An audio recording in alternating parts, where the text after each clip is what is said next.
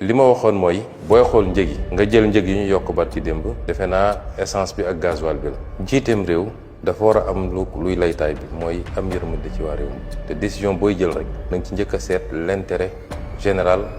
ou à défaut l'intérêt de la majorité de l'excellente majorité parce que c'est difficile nga am benn décision boo xam ne ça convient à tout le monde donc am yërmande ci askan bi mooy nga bañ a jiital rek les statistiques et les chiffres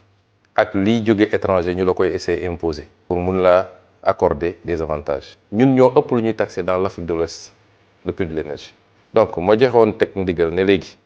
dañu njëkk a wàññi taxes yi boo wàññee taxes yi mun nga conséquemment wàññi subvention bi ñu xool ban équilibre lay joxe mais ñoom ils ne feront jamais ça te si je n'étais pas parti de la primature parce que man wàññi naa prix essence wàññi naa bon ñun bokk gouvernement bi mais sous mon autorité bi may jox instruction le ministre Birame Souleye dama ko ne je ne veux pas de commentaire xam naa ni mun nañu wàññi prix essence c'est pas normal dans presque toute la zone UEMOA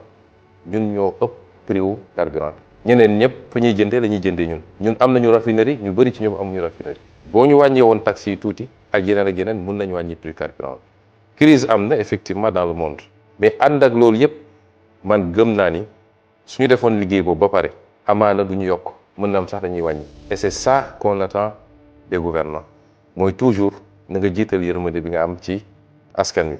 maintenant su dee dafa am ay conditionnalités yi ñu leen di imposer de l'extérieur ñun de bi ñu fay nekk dañ koo bañoon mais ajustement ak restructuration ça se fera pas au détriment du peuple sénégalais moom président suñu dernier jotaay bi ñu waxtaanee di xawal ndax dañu déggoo am déet ci gouvernement bokk na ci ñaari laaj yi ma ko laajoon mooy est-ce que njëg yi dina yokk mu ne ma non njëg yi du yokk on va maintenir ñaareel mooy est-ce que di ngeen nangu restructuration mu ne ma non mais li ñu commencé nii ajustement structurel la ah oui lan mooy ajustement lu dul on vous impose de l'extérieur yenn mbir yu xam ne leer na ni baaxul ci askan bi on fait supporter au peuple parce que situation économique du pays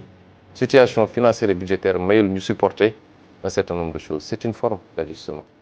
et je ne crois pas que ça va s'arrêter ci bii loolu nag bokk naa ni jàpp naa ni bokkul ak gis-gis boo xam ne méngoo nag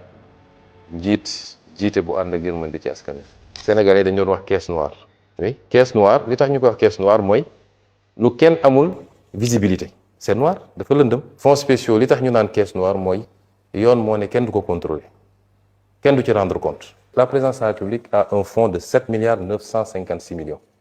te la ñuy nëbb Sénégal dañ ko war a xam 2024 fonds bi egg na 11 milliards et quelques 2024 bi waaw lan moo ko waral mooy bi ñu yegsee président dafa ne bi mu ñëwee fekk na ki ko fi jiitu woon vide fonds bi yëpp kon moom fekku fi fonds lu mel noonu am na primature te dinaa ci ñëw loolu tax li assemblée nationale proposé am solo bañ yu mel nii amati bu ñu commencé politique la ñu ne lii du yoon xaw ma man démocratie bu tax ñuy wax démocratie boo xam ne am na 1 centime bu ne ci budget bi te kenn du ko contrôler amut buñ ko contrôler dagan na buñ ko contrôler wul ci man aram na ma wax loolu ñu dem ba ma nekk candidat 2019 ci suñu programme ma bind ko ci nous supprimerons les fonds dits politiques et les remplacerons par des fonds spéciaux votés à l'Assemblée nationale pour les opérations ultra sensibles telles que l'armement, les missions secrètes par exemple. Nous soumettrons les fonds spéciaux à un contrôle spécifique et a posteriori par une sous-commission composée des membres assermentés, à savoir 2 députés de la commission des finances, issus de l'un de la majorité et l'autre de l'opposition parlementaire, et 2 magistrats de la Cour des comptes, en plus du président de la commission. Ça, c'était mon programme Jotna 2019. Gis nga ni ñu ko bindee nii lañ ko bindewaat ci programme mu Diomaye 2024.